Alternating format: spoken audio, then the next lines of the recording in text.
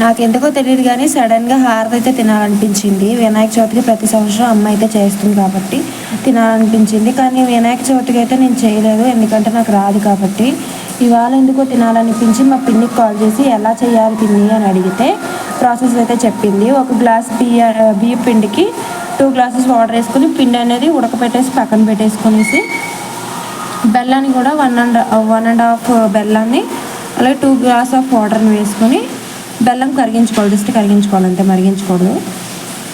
బెల్లం బాగా కరిగిపోయిన తర్వాత నేను ఒక 1/2 కప్ కొబ్బరి చెప్పను అయితే తీసుకునేసి అది కోరేసుకున్నాను. ఒకవేళ కోరుకునేది కనుక లేదు అని అంటే కనుక మీరు మిక్సీ చేసుకొని కొబ్బరి పౌడర్ని అయితే వేసుకోవచ్చు.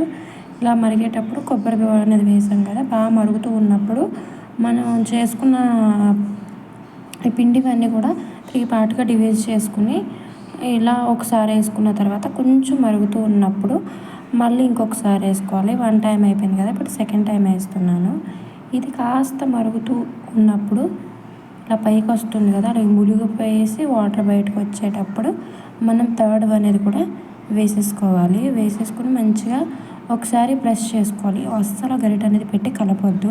మనం చేపల కర్రీకి ఎలా తిప్పుతాం అలా గిన్నెని పట్టుకొని తిప్పాలి తప్ప గరిటె పెట్టుకుని అయితే చేయకూడదు. తర్వాత కొంచెం యాలక పొడి వేసుకొని గ్యాస్ అయితే ఆఫ్ చేసేసుకొని సర్వ్ చేసుకుంటే మాత్రం చాలా అంటే చాలా బాగుంది.